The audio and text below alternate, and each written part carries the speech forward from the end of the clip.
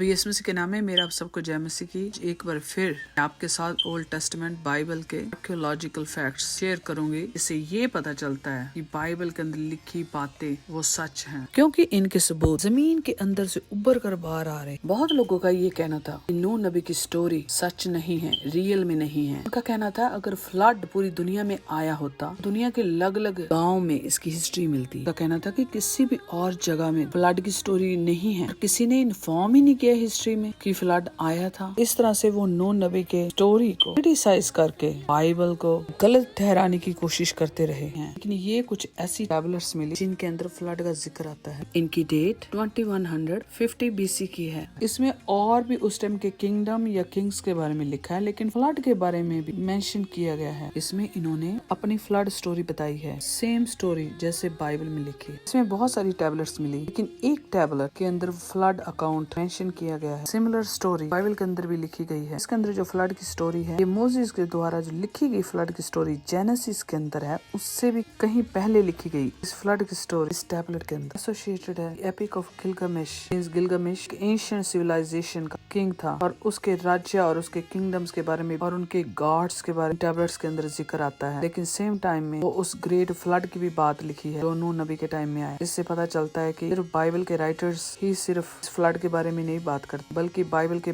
बाहर भी फ्लड के बारे में बताया गया है और इसके बारे में मेंशन किया गया है। इसके उन सारे जानवरों के नाम है जो किश्ती के अंदर रखे गए और उस बर्ड के नाम है जिसे भेजा गया ड्राई लैंड को चेक करने के लिए। और ये टैबलेट कंफर्म करती है बिब्लिकल मैसेज को। चाहे ये टैबलेट बाइबल के मैसेज को सपोर्ट कर रही थी, लेकिन स्टिल और बहुत सारे चैलेंजेस खड़े हो गए, क्योंकि लोगों ने ये कहना शुरू कर दिया कि फ्लड की स्टोरी जो बाइबल में है गिलगामेश से ली गई। लेकिन इससे भी बड़ी एक इंटरेस्टिंग बात ये है, एक जर्मन स्कॉलर रिचर्ड एंड्रे ने 88 टैबलेट्स की डिफरेंट रीजन्स थे, जिनमें से 20 टैबलेट्स एशिया में से, 7 अफ्रीका से, 5 यूरोप से, 10 ऑस्ट्रेलिया से, 46 टैबलेट्स अमेरिका के अलग अलग जगहों में से इनको मिली। और इन सारी टैबलेट्स के अंदर उस ग्रेट फ्लड का जिक्र किया गया जिसका बाइबल के अंदर भी जिक्र आता है और सिमिलर स्टोरी भी इन टैबलेट्स में मिलती है। मतलब जब ये फ्लड आया उसके बाद दुनिया के अलग अलग भागों में से प्रूफ मिले कि ये फ्लड आया था और नूह की स्टोरी राइट है। लेकिन सब टैबलेट्स की डेट अलग अलग टाइम की है, लेकिन सब इस बात की बात करते हैं ये फ्लड बहुत पुराना है। मेरे ख्याल में जब मैं इस चीज को पढ़ती हूँ तो मेरे दिमाग में जो पिक्चर इसकी आती है वो ये है, जैसे जैसे दुनिया बढ़ती गई उनको जैसे जैसे सबूत मिलते गए दुनिया के अलग अलग जगहों में, वो इन टैबलेट्स के अंदर लिखते गए। बाद में ये सारी सिविलाइजेशन में भी खत्म होगी या मूव होगी या बैटल में तबाह हो, लेकिन ये टैबलेट्स ऐसी की वैसी दब गई जो आज के आर्कियोलॉजिस्ट को मिली एक्सकवेशन के दौरान। बात सारी ये है कि नोहा के फ्लड से रिलेटेड इंफॉर्मेशन इन टैबलेट्स के अंदर पाई जाती है। बाइबल के अंदर जो नोहा की स्टोरी बताएगी वो राइट है। खुदावन का वचन कभी झूठा नहीं हो सकता। टोटल 88 टैबलेट्स इनको दुनिया के अलग अलग जगहों में से मिली जिनके अंदर फ्लड की स्टोरी बताई गई है। देखा जाए तो ये डायमंड से कम ट्रेजर नहीं है। इससे ये पता चलता है कि पुराने टाइम के हिस्टोरियन भी इस बात पे बिलीव करते थे इस दुनिया में बहुत बड़ा फ्लड आया था। सबसे बड़ी बात 88 टैबलेट्स जो अलग अलग दुनिया के भागों में से मिली और वो एक ही स्टोरी बता रही है, फ्लड की स्टोरी। लेकिन बाइबल के अंदर स्टोरी जो फ्लड की बताई गई उसके अंदर वजह बताई गई, खुदा का मकसद बताया गया, लोगों के गुनाह के बारे में बताया। लेकिन इन टैबलेट्स के अंदर सिर्फ इंफॉर्मेशन मिलती है कि फ्लड आया था। जो टैबलेट्स हैं ये तो सबूत हैं नोहा की फ्लड स्टोरी के, लेकिन वो सारी कहानियां नॉन बिब्लिकल बुक्स में पाई जाती है और बाइबल की कहानियों के साथ सिमिलर है, मतलब सेम बाइबल की कहानियों जैसी हैं। वो बिब्लिकल सबूत नहीं है। सो इन सबूतों को और ऐसी कहानियों को जो बाइबल के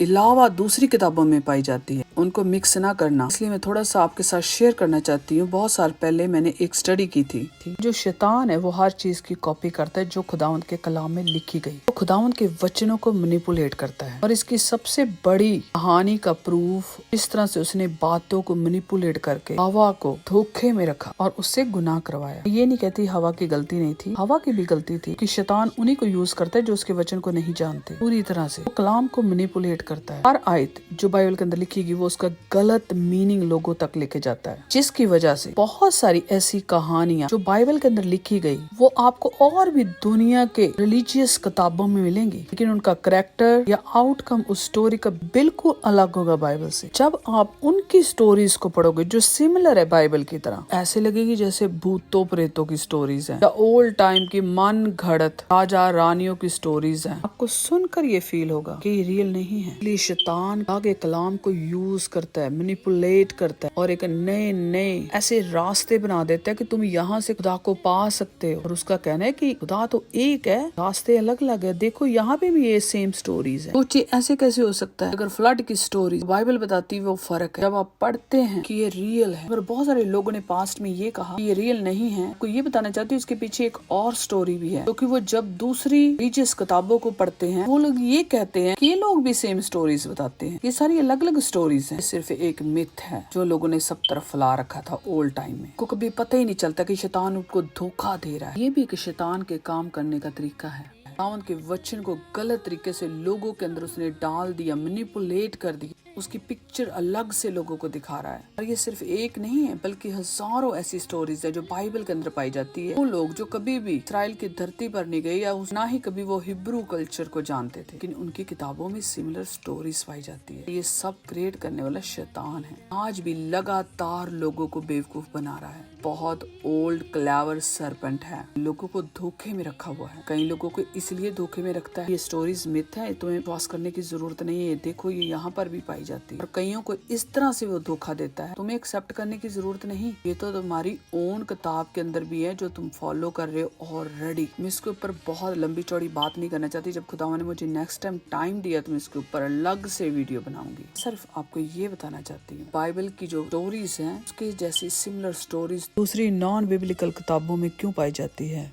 सेम टाइम में मैं आपको ये भी बताना चाहती हूँ ये जो टैबलेट मिली है ये बिल्कुल डिफरेंट चीज है। इससे ये प्रूव हुआ कि बाइबल के अंदर खुदावंद का वचन है वो सच है अकॉर्डिंग टू आर्कियोलॉजिस्ट, क्योंकि उसकी मेन डिटेल आपको बाइबल में मिलती है। बाइबल सोर्स है। सिर्फ हिस्ट्री और आर्कियोलॉजी बाइबल को सपोर्ट नहीं करती कि बाइबल भी उनको सपोर्ट करती है। आर्कियोलॉजी को सपोर्ट करती है, साइंस को सपोर्ट करती है, क्योंकि एक्सकवेशन के दौरान कई ऐसी चीजें या सिविलाइजेशन मिली जो बाइबल टाइम में एग्जिस्ट करती थी। बाइबल टाइम मींस जब बाइबल की बातें लिखी या हैपन हुई, चाहे वो बाइबल से रिलेटेड चीजें थी या नहीं थी, कहीं ना कहीं वो दूर नजदीक से बाइबल से लिंक करती थी। तो इस तरह से वो सपोर्ट लेते बाइबल से। लेकिन बहुत सारी ऐसी चीजें या सिविलाइजेशन है जो डायरेक्टली बाइबल से रिलेटेड है। एक बहुत बड़ी बात है बाइबल के अंदर लिखी हुई बातें कितनी संभाल कर रखी गई। खुदावंद के अलावा और कोई भी इसकी संभाल कर नहीं सकता। This is the reason we say Bible is the word of God.